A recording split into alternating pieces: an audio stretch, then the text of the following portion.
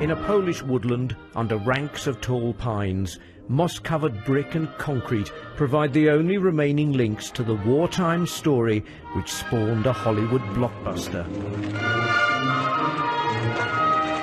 The story of an ambitious plan to tunnel out of what was billed as an escape-proof camp and allow a record number of Allied airmen to head for home.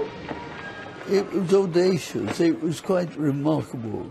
When you think that that tunnel was dug by people without tools, with a deep security or secrecy, we knew it was being planned because there was work going on in the room next to me, making uniforms and things.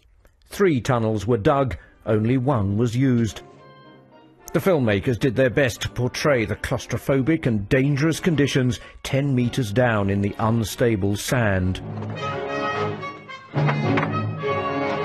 The prisoners excavated 200 tons of sand and used 4,000 of their own bedboards to shore up the cramped passages. The final tunnel, codenamed Harry, stretched over 100 metres under the outer fence. It still lies beneath the feet of those who visit the spot where more than 70 men made a break for freedom. It was only the following day when we heard that roughly how many had got through.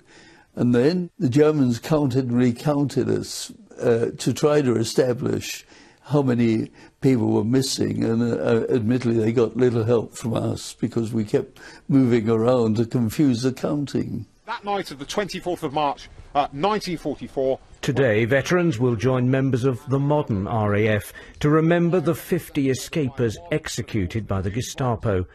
Only 3 men managed to reach the UK.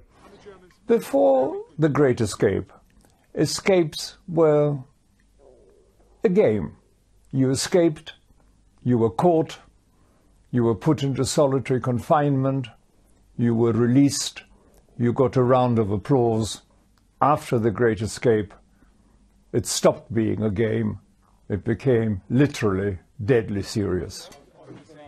Dangers underlined by the guard tower, which service volunteers have reconstructed on the original site just a few feet from the tunnel. The veterans know they may not return, but they're confident this story will be passed on. It makes me emotional.